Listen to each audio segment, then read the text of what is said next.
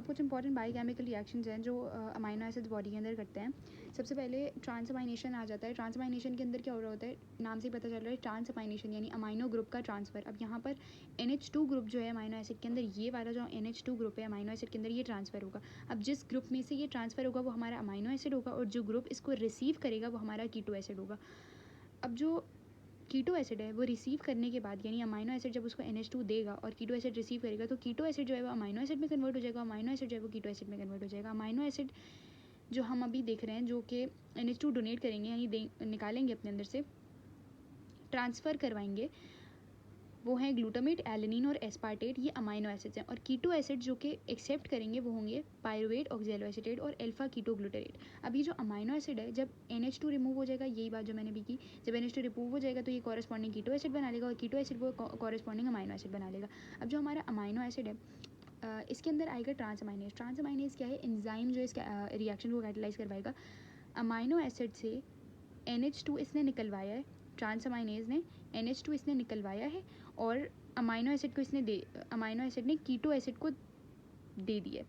अब keto acid को जब इसने दे दिया है अपना अमाइनो ग्रुप, तो हमारा ग्लूटामेट जो कि एक अमाइनो एसिड था, अभी हमने देखा कि ग्लूटामेट एक अमाइनो एसिड है और अल्फा कीटोग्लूटारेट एक कीटो एसिड है। तो अमाइनो एसिड अपना अमाइनो ग्रुप निकालने के बाद कीटो एसिड में कन्वर्ट हो जाएगा, और जो कीटो एसिड है वो अमाइनो एसिड में कन्वर्ट हो जाएगा NH2 लेने के बाद। यानी ग्लूटामेट जो है अपना अमाइनो ग्रुप निकाल कर कीटो एसिड को दे रहा है, पायरुवेट और ऑक्सैलोएसीटेट को दे रहा है। जब ग्लूटामेट के अंदर से NH2 निकल जाएगा तो ग्लूटामेट क्या बन जाएगा, alpha ketoglutarate.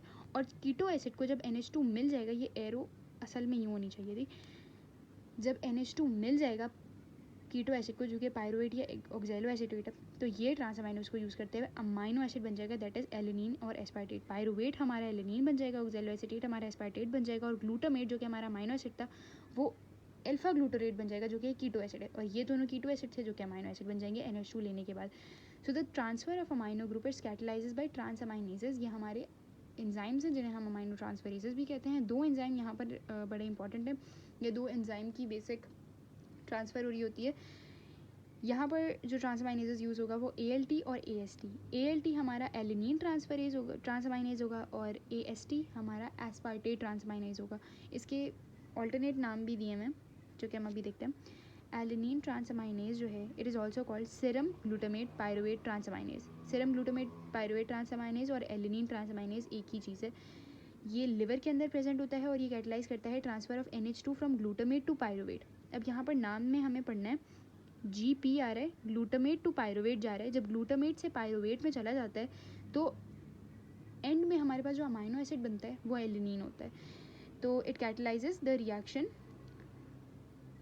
Where the transfer of NH2 from glutamate is done to pyruvate, और फिर हमारे पास नतीजे में क्या बन जाता है, अल्फा कीटोग्लूटारेट और एलेनिन। अभी हमने ऊपर भी देखा था कि जब ग्लूटामेट अपने अंदर से NH2 निकाल देता है तो ये कौन सा कीटो एसिड बनता है, अल्फा कीटोग्लूटारेट। तो यहाँ पर भी जब ग्लूटामेट अपने अंदर से, ग्लूटामेट क्या है, अमाइनो एसिड, जब वो अपने अंदर से निकाल के पायरुवेट को दे देगा तो ये खुद एक कीटो एसिड बन जाएगा, दैट इज़ अल्फा कीटोग्लूटारेट। और पायरुवेट जो कि एक कीटो एसिड है, जब वो ग्लूटामेट से NH2 ले लेगा तो वो एक अमाइनो एसिड बन जाएगा, दैट इज़ एलिनीन। तो एलिनीन ट्रांसअमाइनेज के अंदर का जो दूसरा नाम है उसको भी अगर हम देखते हुए चलें तो ग्लूटामेट और पायरुवेट।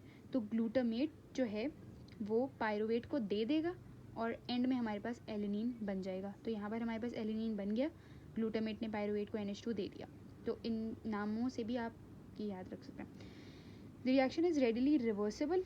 हमेशा ALT और AST के जो रिएक्शंस हैं वो हमारे पास रिवर्सिबल होंगे, यानी कि अगर इसने इसको यानी कि अगर इसने इसको दिया है तो इसने अपने अंदर से NH2 निकालने के बाद ये कीटो एसिड बना है, तो ये वापस अपने अंदर NH2 डाल के ग्लूटामेट या अमाइनो एसिड भी बना सकता है।